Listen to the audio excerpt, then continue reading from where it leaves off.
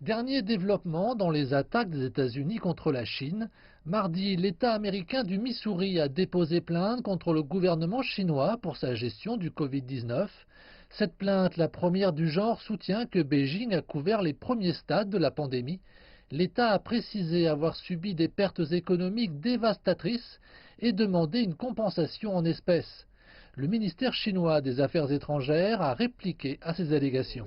Ce type d'accusation est absurde, ne repose sur aucun fait ni fondement juridique. Depuis l'épidémie, le gouvernement chinois a été ouvert, transparent et responsable en la matière et a informé en temps opportun l'OMS et les pays et régions concernés, y compris les États-Unis, des éléments portant sur l'épidémie.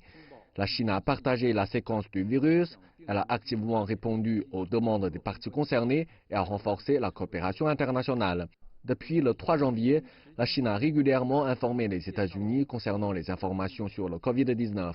Les canaux de communication sont clairs. La Chine a énormément contribué à cette lutte mondiale, comme la communauté internationale l'a vu, reconnu et apprécié.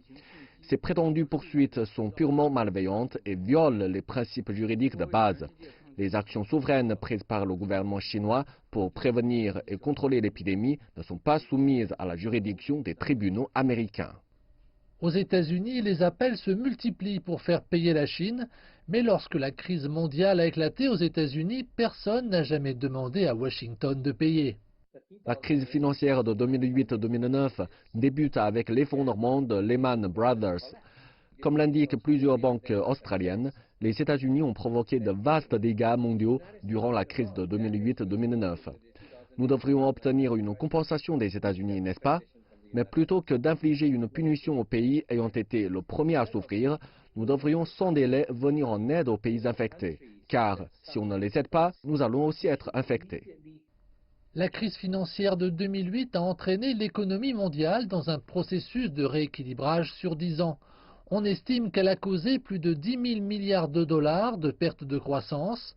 À la même époque, le monde a connu une autre pandémie, la grippe porcine H1N1.